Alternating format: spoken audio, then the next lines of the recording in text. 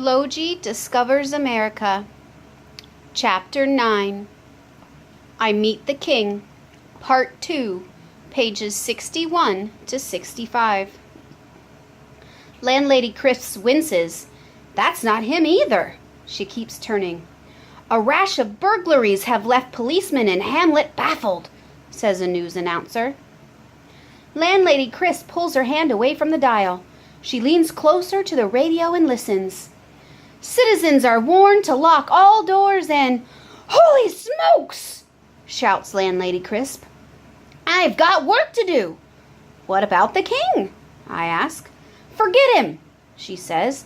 This town's got burglars. And by golly, when a town's got burglars, an apartment house has got to have chains and bolts and burglar alarms.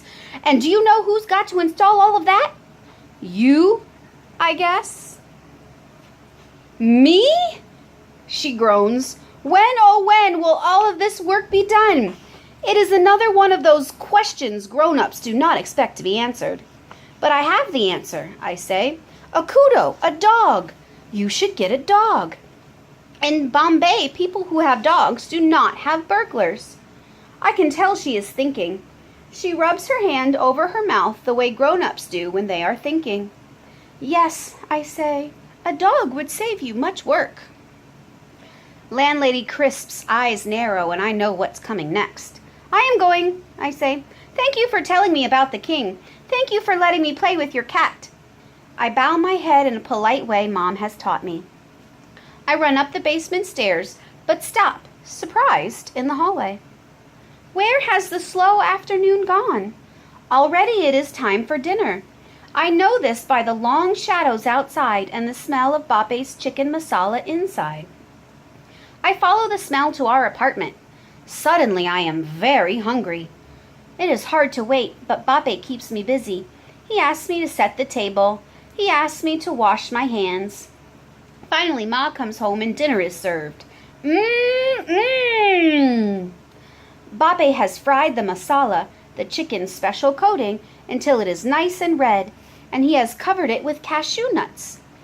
The rice is flavored with turmeric, my favorite spice, until it is a golden color, and Bape has loaded it with tasty bits of onion. Farouk, gushes Ma, you have outdone yourself. Bape grins at the compliment. There is even gulab jamun for dessert, he says. My mouth waters at the thought. I grab my fork and gobble 3 helpings of chicken masala and 2 gulab jamun. Aha! Exclaims Bape, an appetite! Ma and Bape beam as I drain the last drops of milk from my glass. I wipe my mouth with my arm. May I be excused? I asked. Of course, says Ma. I point to a serving bowl. May I take a piece of chicken? Of course, says Bape. I grab the meat and race out the door. I take the steps 2 at a time. Here, bit-a-lottie, bit-a-lottie, bit-a-lottie, I call. I dangle the chicken between my fingers. Here, Trapper. Woof! 2 big paws land like an earthquake on my shoulders. 1 big tongue slurps first the chicken, then my face. Get down, you big galoot! Shrieks Landlady Crisp. Get down, I say! The dog gets down. He is big and ugly. His fur is a patchy mess of brown and black, some of it curly, some of it straight. His legs are long. His tail is short. He has 1 blue eye and 1 black.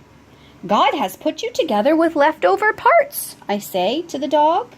And the dog smiles. He really does. He pulls back his lips and shows all of his white teeth. Then he pants, wags his stubby tail, and drools. The door to the first-floor apartment flies open. What's going on? What's happening? Dog, calls Landlady Crisp. Ich! Shouts Mrs. Pendergast. She slams the door. Landlady Crisp, I say, I cry. You have gotten a pet. Can I get one too? That's not a pet, she says. That's a burglar alarm. And no, you may not get one too. She reaches down and absent-mindedly scratches behind the dog's ears. What is his name? I ask. Landlady Crisp shrugs. Is it important? I'll call him Spot or Fido or something. The perfect name leaps into my mind. You should call him King, I say, after your King Elvis. For 1 second, I think Landlady Crisp is going to smile, but she stops herself before it happens. Instead, she shrugs. Why not? Woof, barks King.